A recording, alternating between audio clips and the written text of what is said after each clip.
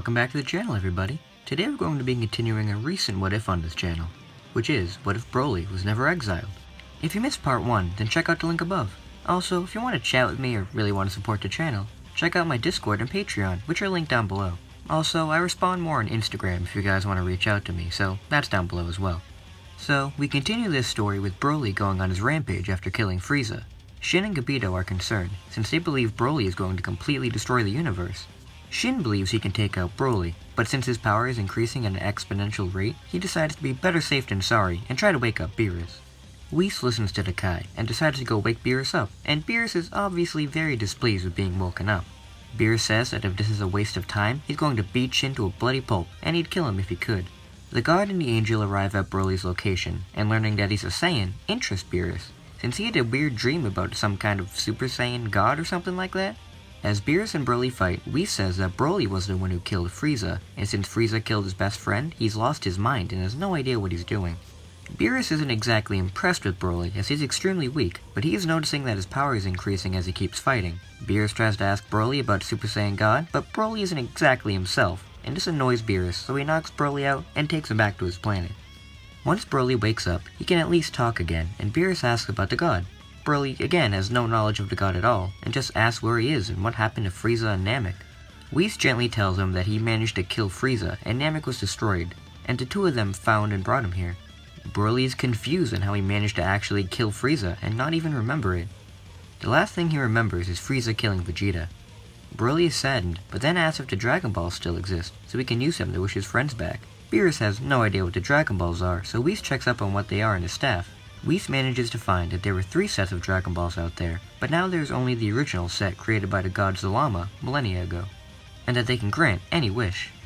After hearing that they can grant any wish, Beerus decides that maybe he can use the Dragon Balls to find out more information on the Super Saiyan God, and maybe get Broly to transform into one.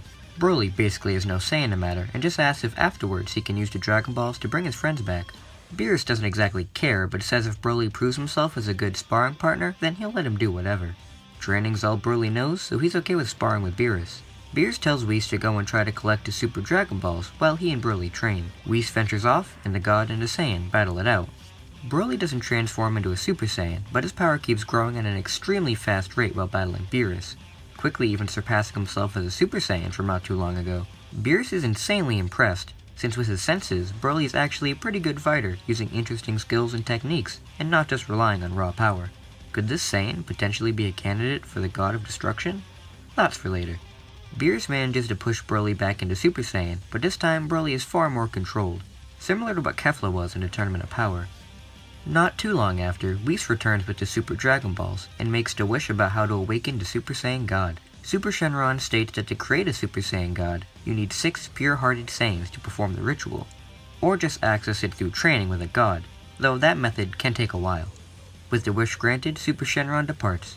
Beerus turns to Broly and asks how many Saiyan partners he had with him, and luckily for Beerus, Broly says that there were 5 others who were killed not too long ago.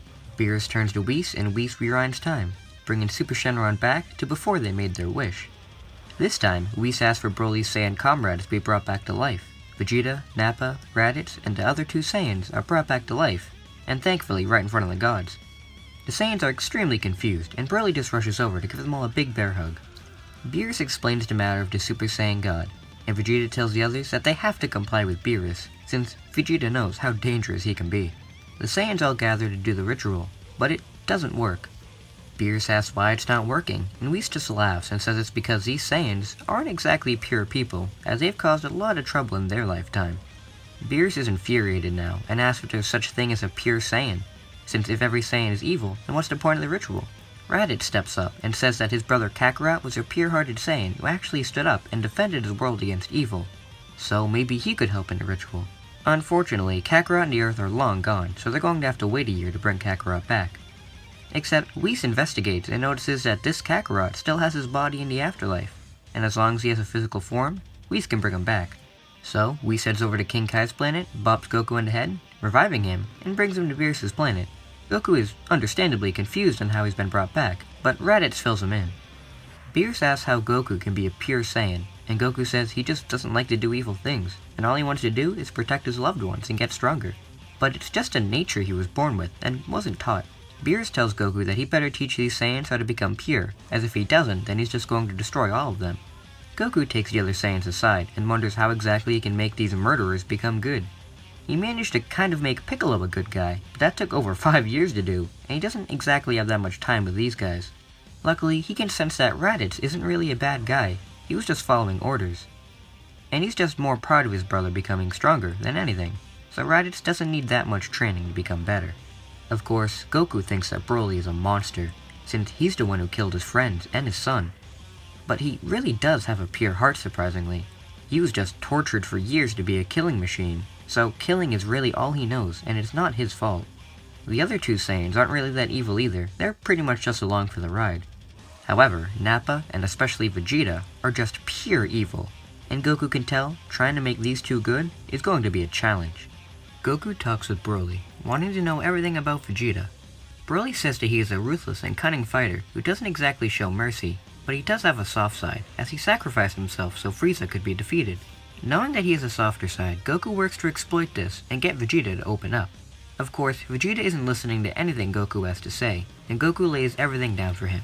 He says he can tell he's not truly evil, he's just been abused all of his life, and since he's essentially been a slave for a tyrannical dictator, he never had a chance to be his own person.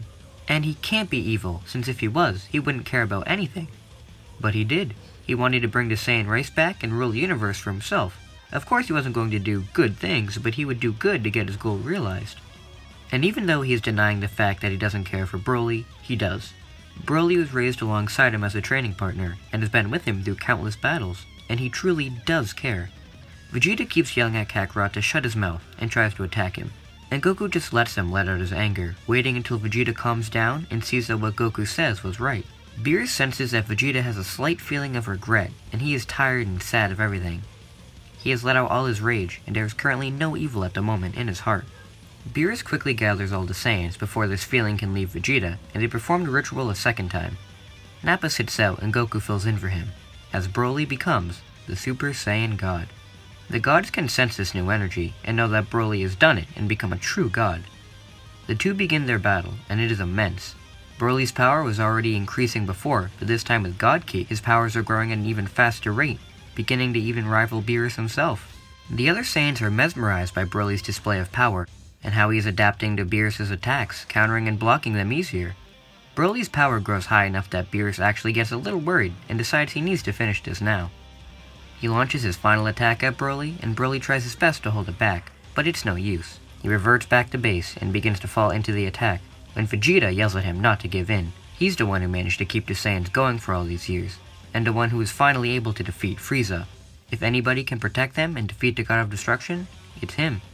Vegeta's words get through to Broly, and he explodes into the legendary Super Saiyan God, throwing the attack right back at Beerus. Beerus manages to dodge his own attack, but not Broly's, as Broly begins to savagely beat down on him. Beerus then uses his full power and almost destroys Broly and the planet, but Whis teleports behind the two and knocks them both back into their base. The other Saiyans go up and congratulate him for the excellent fight, and this is the first time he's been thanked for fighting, and Broly is really, truly happy for the first time in his life. But that's where we're going to leave this episode here. I hope you guys enjoyed this one. And since these two Saiyans are going to be sticking around for a while, I think it's best if they had names.